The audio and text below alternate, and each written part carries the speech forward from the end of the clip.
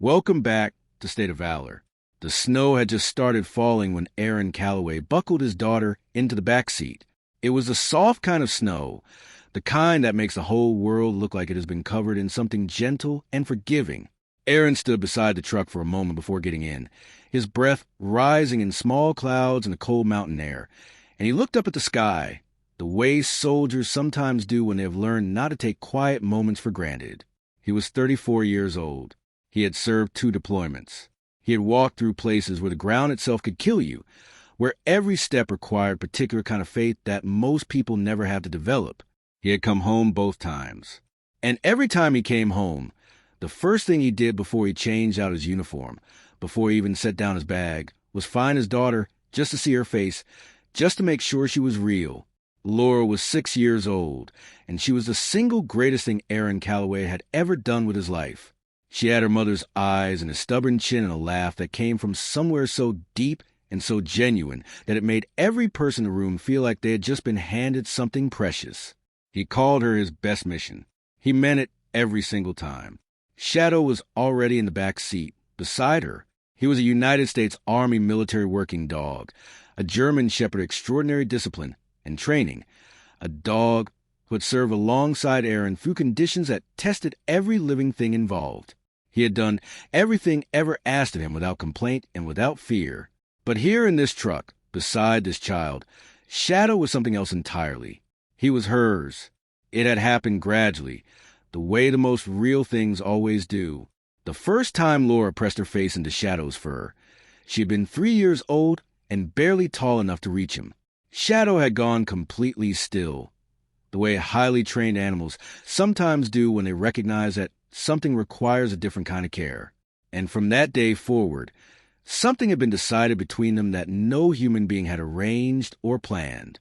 Aaron had a habit in the evenings of kneeling beside Shadow before they went anywhere together, just the 2 of them.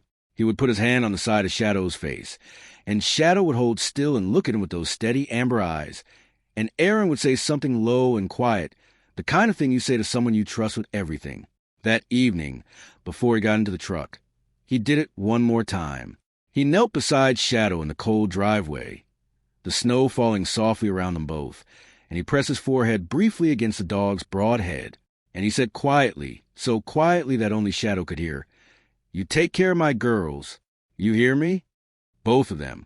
Shadow looked at him with those amber eyes and held perfectly still. Aaron stood up, exhaled, and got in the truck.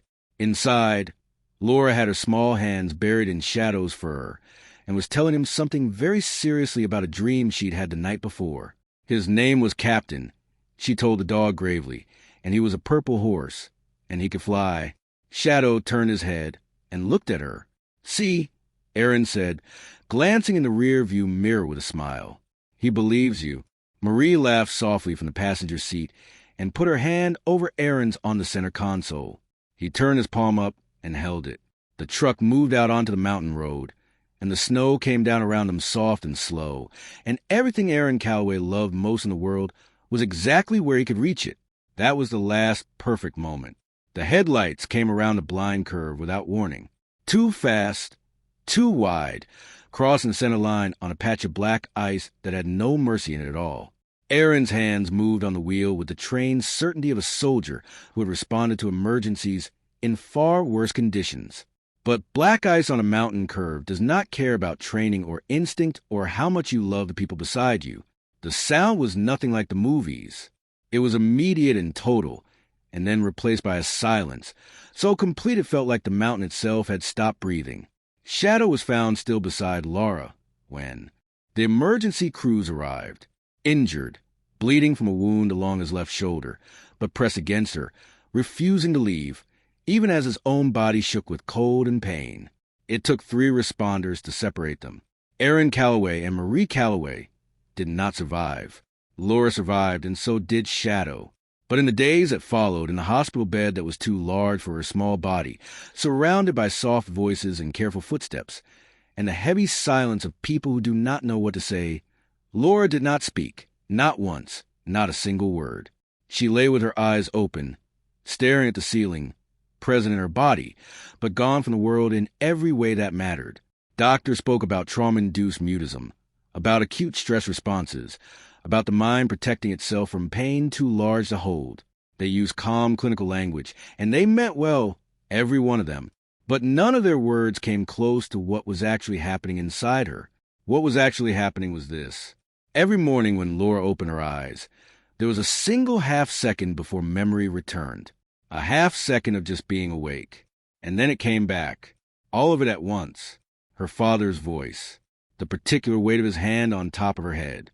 The sound of his laugh filling a room so completely that there was no space left for anything sad. And then the silence where all of that used to be. She reached for her father's hand in her sleep. Every night for months she reached for it.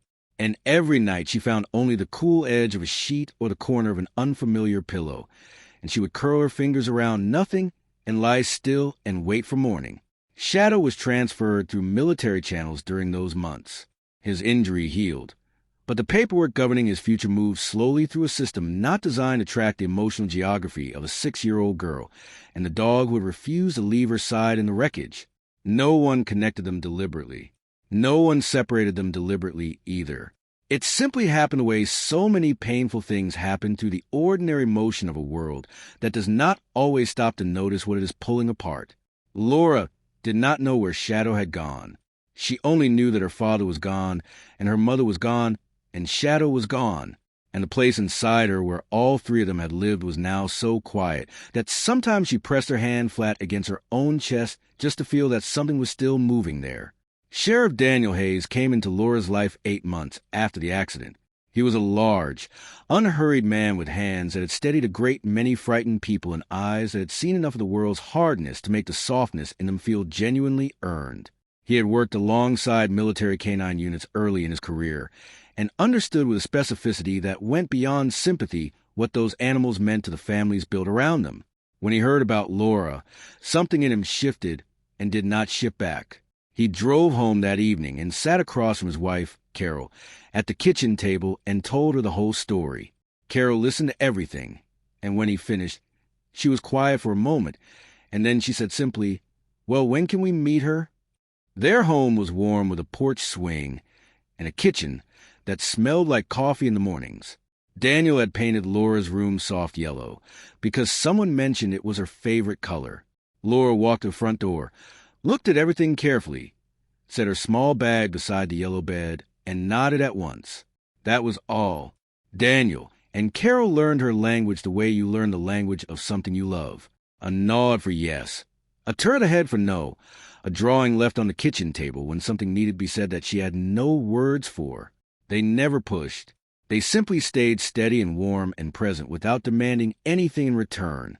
She drew every evening at the kitchen table with a focused intensity that Daniel found both beautiful and heartbreaking. Animals mostly landscape sometimes. And in nearly every single drawing, standing clearly in the foreground or worked quietly into the background, a large German shepherd with kind eyes and a scar along his left shoulder. Daniel kept every drawing. It felt like something that should not be lost. Laura was 9 years old on the morning her class visited Riverside Animal Shelter. Daniel, Snorts, had volunteered to help supervise, present without hovering, close without crowding. The shelter was loud, the way places full of animals and hard surfaces are always loud. Most of the children bunched together, overwhelmed and giggling, covering their ears. Laura walked beside her class for a few minutes, and then gradually, almost without anyone noticing, she drifted past the first row of kennels, past the second, deeper into the building, pulled by something that had no name, something that felt less like curiosity and more like recognition. Daniel followed at a distance, saying nothing. She stopped near the very back of the shelter, in front of a kennel set slightly apart from the others. Inside sat an older German shepherd. He was not barking. He was not pacing. He sat near the back of the kennel with the stillness of an animal who had learned to be patient with the world, watching the hallway with calm and steady eyes. His muzzle was silver with age.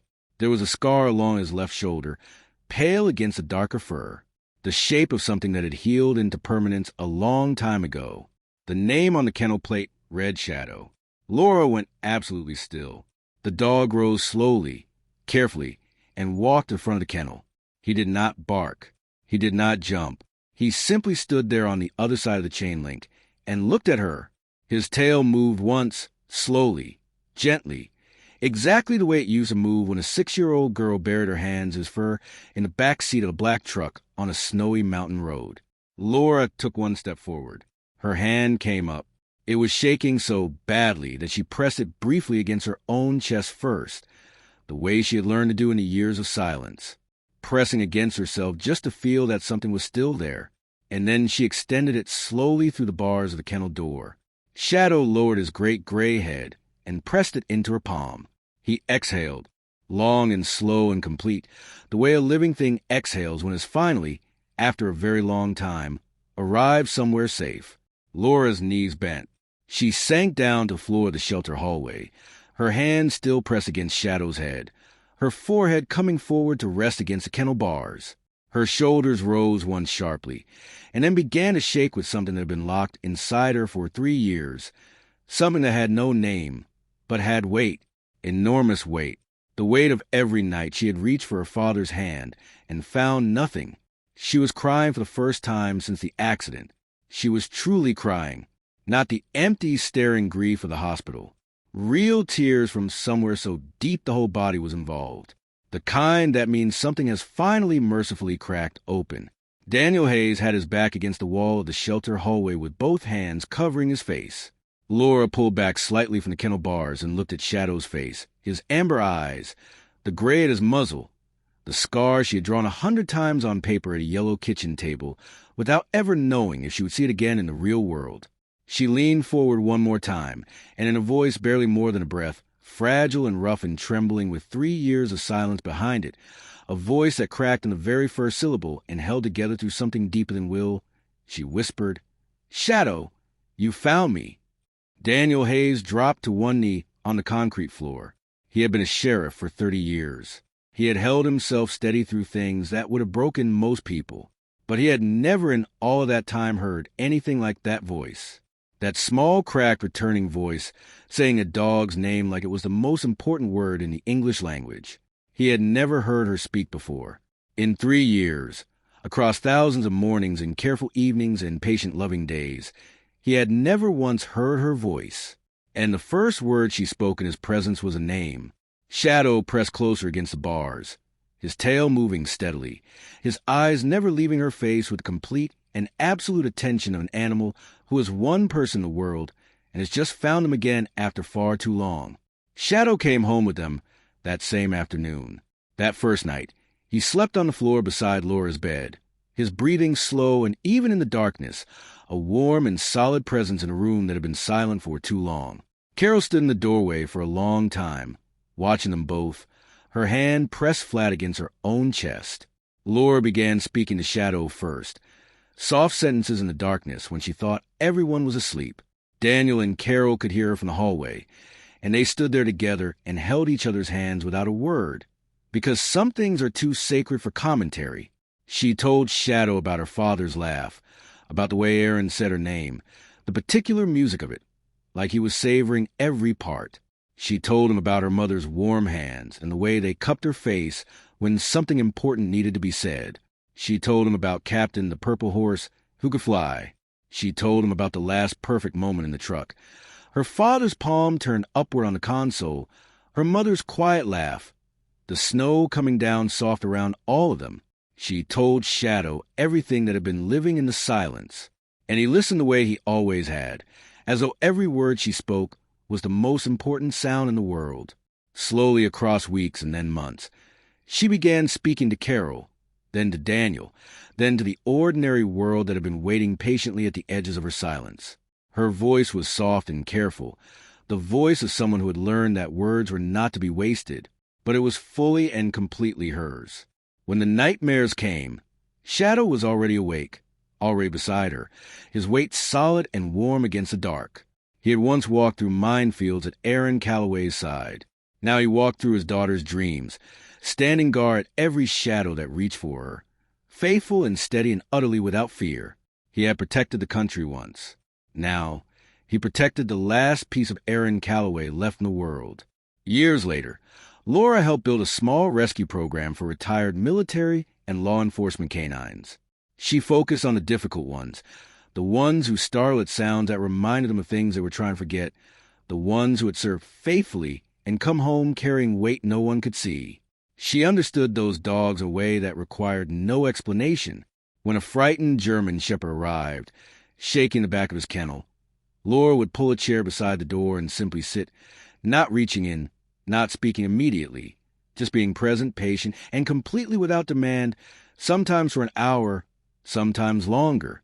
And the dog would always eventually come forward, because silence, she had learned, was not always emptiness. Sometimes it was grief in the only coat it had been given. Sometimes it was memory waiting for something safe enough to open toward. And sometimes, if you were still enough and patient enough, silence became the exact shape of the voice that was about to come home. Shadow lived to be 13 years old. On his last morning, snow was falling outside the kitchen window. Soft and slow, the gentle kind. Laura noticed it when she came downstairs and stood in the doorway, and something moved through her that she did not try to name because she recognized it.